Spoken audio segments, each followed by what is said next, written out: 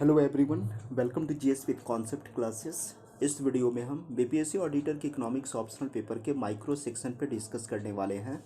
Micro section के अंतर्गत आज का जो हमारा टॉपिक है सीमांत प्रतिस्थापन दर है, जिसे हम मार्जिनल रेट ऑफ सब्स्टिट्यूशन के नाम से जानते हैं। इस टॉपिक को मैं इंडिफरेंस कर्व जिसमें मैं पढ़ा रहा था उस समय भी मैं इस पर शॉर्ट फॉर्म में मैं डिस्कस किया था। तो इसीलिए मैं कल पेड ग्रुप में मैं इस क्वेश्चन को लिखने के लिए दिया था कि कितने स्टूडेंट इस क्वेश्चन के आंसर लिख पाते हैं। तो मेरे पास 5 स्टूडेंट की कॉपी आई थी। हालांकि मेरे पेड ग्रुप में टोटल अभी 22 स्टूडेंट हैं। तो इस 22 स्टूडेंट में मात्र 5 ही स्टूडेंट की कॉपी आई मेरे पास, जो कि अच्छी बात नहीं है। और अगले बार से जो भी आप लोगों का टेस्ट का क्वेश्चन दिया जाएगा, अभी फ़िलहाल मैं एक एक क्वेश्चन ही दे रहा हूँ। 30 अप्रैल के बाद बीपीएससी प्रीलिम्स के बाद जब आप सभी फ्री होंगे, उसके बाद हम लोग 6 क्वेश्चन का भी हम लोग टेस्ट लेंगे। तो सभी स्टूडेंट को ये हिदायत दी जाती है कि आप लोगों को क्वेश्चन का आंसर जितना समझ में आए आपको व्हाट्सएप ग्रुप पे सेंड कर देना है। आपकी कॉपी का मूल्यांकन करके आपको दे दिया जाएगा और कुछ कॉपी को यूट्यूब पर भी दिखा दिया जाएगा। ठीक है, आप लोग लिखने से डरिए नहीं, लिखना ज़रूरी है। मेरे पास जो कॉपी आया है मार्जिनल रेट ऑफ सब्स्टिट्यूशन के बारे में, ठीक है, उस कॉपी को मैं दिखा दे रहा हूँ कि किन्होंने क्या क्या आंसर लिखा है। ठीक है, कुछ आइडिया लोगों को पता चल जाएगा।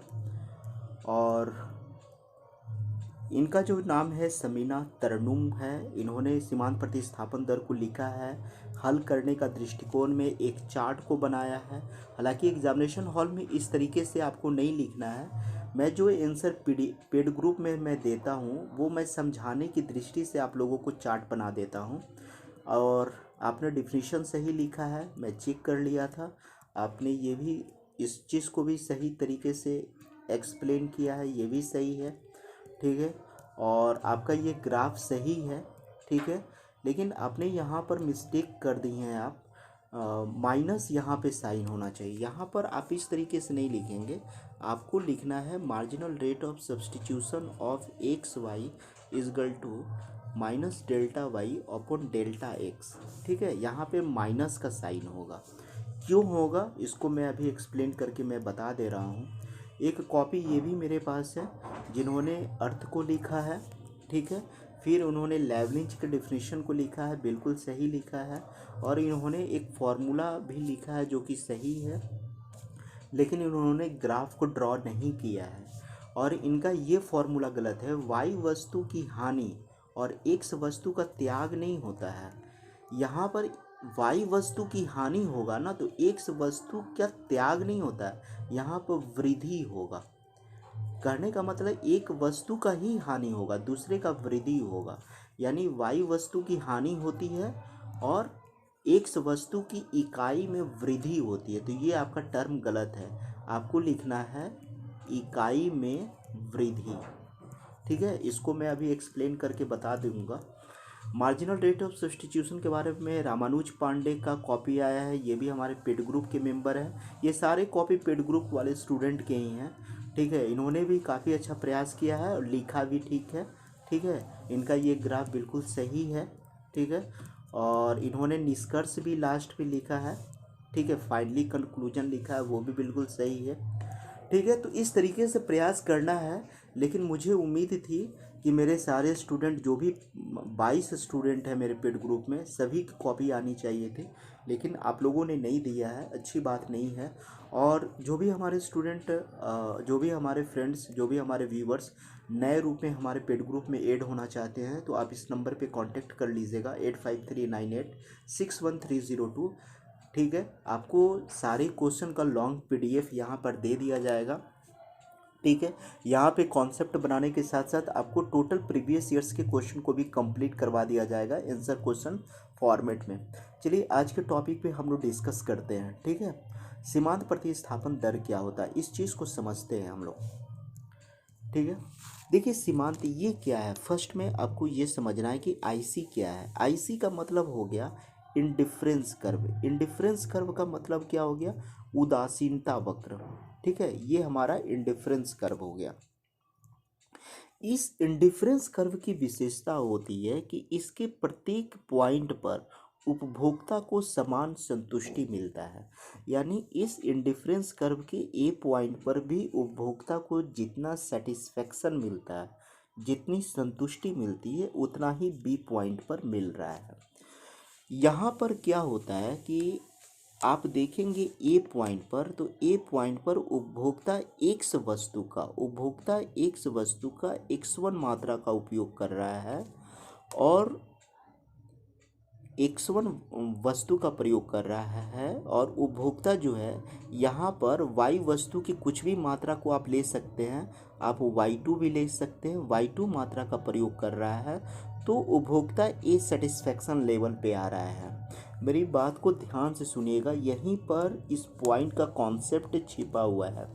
जब उपभोक्ता बी पॉइंट पर आना चाह रहा है, तो बी पॉइंट पर आने के लिए एक्स वस्तु की मात्रा में डेल्टा एक्स की वृद्धि करता है, लेकिन वाई वस्तु की मात्रा में कमी करता है। कितना कमी करता है? Delta Y.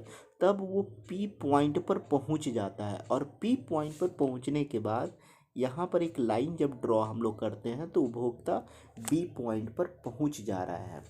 हालांकि उपभोक्ता को जितना ए पॉइंट सेटिस्फेक्शन मिल रहा है, उतना ही बी पॉइंट पर सेटिस्फेक्शन मिल रहा है, ठीक है। लेकिन बी पॉइंट पर पहुंचने के लिए उपभोक्ता को क्या करना पड़ रहा है? एक्स वस्तु की मात्रा में, मात्रा का मतलब वो है उपभोग की मात्रा में, डेल्टा एक्स की वृद्धि करना पड़ रहा है, ठीक है। डेल्टा एक्स की मात्रा में वृद्धि करना पड़ रहा है, और बी वस्तु तक पहुंचने में क्या करना पड़ रहा है? मतलब यहाँ तक पहुंचने में आप देखिएगा, ये जो डेल्टा वाई है, इस वाई वस्तु की मात्रा में कमी करना पड़ रहा है। यही की पॉइंट है इस पूरे आंसर का, ठीक है। वाई वस्तु की मात्रा में क्या कर रहा है? डेल्टा वाई की कमी कर रहा है। इसको हम लोग इस तरीके से इंडिकेट किए। कहने का मतलब है कि उपभोक्ता जो है बी पॉइंट पर तभी पहुंच पाएगा जब एक्स वस्तु की मात्रा में डेल्टा एक्स वृद्धि किया और वाई वस्तु की मात्रा में डेल्टा वाई की कमी किया। यानी एक वस्तु की मात्रा में वृद्धि करेगा तो दूसरी वस्तु की मात्रा में कमी करना होगा, तभी इंडिफरेंस कर्व का जो स्लोप होता है इस तरीके से बनेगा। अदरवाइज इंडिफरेंस कर्व का स्लोप इस तरीके से नहीं बढ़ेगा, ठीक है। एक बार मैं फिर से फाइनली मैं रिकॉल करवा रहा हूँ कि इंडिफरेंस कर्व का जो ये हमारा स्लोप है, ये स्लोप तभी बनता है जब उपभोक्ता एक्स वस्तु की मात्रा में वृद्धि डेल्टा एक्स से कर दे और वाई वस्तु के उपभोग की मात्रा में डेल्टा वाई की कमी कर दे, तब उपभोक्ता इंडिफरेंस कर्व के पॉइंट बी पर पहुंच जाता है। और यही कारण है कि इंडिफरेंस कर्व का जो ग्राफ है इस तरीके से ड्रॉ होता है। अगर मान लिया जाए कि यहाँ पर एक पॉइंट हम सी लेते हैं, तो सी पॉइंट पर आने के लिए उपभोक्ता को क्या करना पड़ेगा? इस वाई वस्तु की मात्रा में और कमी करना पड़ेगा, इतना और कमी करना पड़ जाएगा, और एक्स वस्तु की मात्रा में यहाँ पे और वृद्धि करना पड़ जाएगा। यहाँ पर फिर हम लिख देते हैं, मान लीजिए जाए डेल्टा x2 से वृद्धि करना पड़ेगा, तब जाके सी पॉइंट पर पहुँच जाएगा। कहने का मतलब है कि इंडिफरेंस कर्व के प्रत्येक पॉइंट पर उपभोक्ता समान रूप से सेटिस्फाइड होता है, लेकिन ए पॉइंट से बी पॉइंट पर आने में या बी पॉइंट से सी पॉइंट पर आने में अगर वाई वस्तु की मात्रा में कमी करता है, वाई वस्तु की मात्रा में कमी करता है, ठीक है, वाई वस्तु की मात्रा में अगर कमी करेगा इस तरीके से, तो एक्स वस्तु की मात्रा में वृद्धि करना होगा, वृद्धि, ठीक है, यही वृद्धि करना होगा। तब तो इस पॉइंट पे पहुंचेगा ना कि एक्स पॉइंट की मात्रा में वृद्धि करेगा, दूसरे पॉइंट की मात्रा में कमी करेगा, तब यहाँ पहुंचेगा। उसी तरह कोई पॉइंट सी रहता तो इसमें और वृद्धि करना पड़ता, इसमें और कमी करना पड़ता, ठीक है। तो यही चीज़ है, अब आप लोग समझ गए होंगे मुझे उम्मीद है। और इसको हम लोग क्या पढ़ते हैं? इसको हम लोग पढ़ते हैं मार्जिनल रेट ऑफ सब्स्टिट्यूशन। इसको हम लोग क्या पढ़ते हैं? Marginal rate of substitution for marginal rate of substitution of x for Y, यानी वाई वस्तु के लिए एक्स वस्तु की मात्रा में हम कितनी वृद्धि करते हैं, वाई वस्तु की मात्रा में हम कितनी कमी करते हैं एक्स वस्तु की अतिरिक्त मात्रा बढ़ाने के लिए। इसे हम ग्राफ के माध्यम से भी आप ड्रॉ कर सकते हैं, यानी a marginal rate of substitution of x for y is equal to A P बटा पी बी। ए यहाँ पर है, पी यहाँ पर है और पी बी यहाँ पर है, यानी वाई वस्तु की मात्रा में कितना कमी हुआ ए पी से इंडिकेट कर दिए, और एक्स वस्तु की मात्रा में जितनी वृद्धि हुई उसको हम पी बी से इंडिकेट कर दिए। देखिए यहाँ से पी से बी है, ये एक्स वस्तु की मात्रा में वृद्धि को बता रहा है, ये एक्स वस्तु की मात्रा में वृद्धि को बता रहा है पी बी, और ए पी क्या बता रहा है, वाई वस्तु की मात्रा में कमी। तो आप समझ गए होंगे marginal rate of substitution of x for Y is equal to A P बटा पी बी, और ए पी इजगल टू क्या लिख देंगे, माइनस डेल्टा वाई लिख देंगे, क्योंकि यहाँ पे डेल्टा वाई में कमी आ रहा था, और पी बी में हम क्या लिख देंगे, ये जो हमारा पी बी है इसमें क्या हो रहा है, डेल्टा एक्स की वृद्धि हो रहा है, तो ये डेल्टा एक्स हो गया, यानी मार्जिनल रेट ऑफ सब्स्टिट्यूशन का जो फॉर्मूला हो गया ये हो गया। अब मुझे लग गया कि minus delta Y upon delta X क्यों हम इंडिकेट करते हैं, इसका मैं अगर एक लाइन में जवाब दूं तो इसका मतलब हो गया कि वाई वस्तु की मात्रा में हम वृद्धि करते हैं और एक्स मात्रा में हम वाई वस्तु की मात्रा में कमी करते हैं और एक्स वस्तु की मात्रा में वृद्धि करते हैं। इसी को हम लोग कहते हैं marginal rate of substitution of x for Y. ठीक है, इसे आप ग्राफ के माध्यम से आप लोग देख लीजिएगा। ठीक है, अब हम आते हैं इसके सेकेंड डायमेंशन पे। मान लिया जाए कि यहाँ पे कोई आईसी इंडिफरेंस कर्व है। आप देखेंगे कि इस इंडिफरेंस कर्व जो हमारा आईसी इंडिफरेंस कर्व है, जिसे हम आईसी से इंडिकेट किए हैं, इस इंडिफरेंस कर्व को जो आरएस कीमत रेखा है, ये क्या है, प्राइस लाइन है। प्राइस लाइन को पिछले क्लास में मैं बता दिया हूँ। इसी प्राइस लाइन को हम लोग बजट लाइन कहते थे। ठीक है, तो आप देखेंगे कि बजट लाइन जो है इंडिफरेंस कर्व को दो पॉइंट पे टच कर रहा है, एक ए पॉइंट पे टच कर रहा है, दूसरा बी पॉइंट पे टच कर रहा है। और जब आप डिफरेंस को निकालेंगे, यानी उपभोक्ता ए पॉइंट से बी पॉइंट पर पहुंचने में डेल्टा वाई की कमी करता है, माइनस हो जाएगा। यहाँ पे वाई वस्तु की मात्रा है, इतना तो आप लोग समझ ही रहे हैं। यहाँ पे वाई गुड्स है और यहाँ पे क्या है, एक्स वस्तु है। तो ए पॉइंट से बी पॉइंट पर पहुँचने में, इस पॉइंट पर पहुँचने में उपभोक्ता वाई वस्तु की मात्रा में डेल्टा वाई की कमी करता है और एक्स वस्तु की मात्रा में डेल्टा एक्स की वृद्धि कर रहा है, ये वृद्धि हो रहा है। ठीक है, तब हमारा क्या हो जा रहा है, मार्जिनल रेट ऑफ सब्स्टिट्यूशन हम लोग ऐसे ही निकालते थे।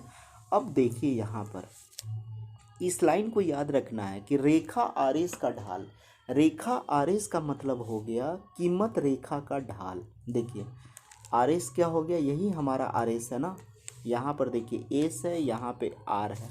तो आर एस रेखा का जो ढाल होगा वही उदासीनता वक्र का ढाल होता है। जो कीमत रेखा का जो ढाल होता है ना, जिसे हम इंग्लिश में स्लोप कहते हैं, वही स्लोप क्या हो जाता है, उदासीनता वक्र, यानी इंडिफरेंस कर्व आईसी का स्लोप होता है। ठीक है, और ये कितना हो गया, tan 180 डिग्री माइनस थीटा हो गया। क्यों हो गया, अब आप यहाँ पर देखिए, मान लीजिए कि यहाँ पर एक्स एक्सिस है ये, और ये हमारी यहाँ से कोई लाइन ड्रॉ की, तो अगर ये लाइन अगर मेरा इस साइड में 180 डिग्री माइनस थीटा का कोण बनाता है, तो ये लाइन कितना का बनाएगा, थीटा का लाइन। वही चीज़ यहाँ पर है, यहाँ पे आर एस जो लाइन है, आर एस लाइन यहाँ पे 180 डिग्री माइनस थीटा का कोण बनाया, तो यहाँ पर थीटा का कोण बन गया। ठीक है, इस ग्राफ में देखिए तो 180 डिग्री माइनस थीटा यहाँ पे बना, थीटा यहाँ पर बना। ठीक है, इसलिए यहाँ पे जब हम उदासीनता वक्र की ढाल निकालते हैं तो tan 180 डिग्री माइनस थीटा हो जाता है। ठीक है। यानी एक्स एक्सिस के साथ जितना एंगल बना रहा है वही उदासीनता वक्र का ढाल हो जाता है, और यही ढाल कीमत रेखा के ढाल के बराबर हो जाता है। अब आपको पता होगा कि tan 180 डिग्री माइनस थीटा बराबर क्या होता है, माइनस tan थीटा होता है। चूँकि आप लोग को फॉर्मूला पता होगा कि tan 180 डिग्री माइनस थीटा बराबर माइनस tan थीटा होता है। इसे आप लोग ट्रिग्नोमेट्री में 10th क्लास में आप पढ़े होंगे।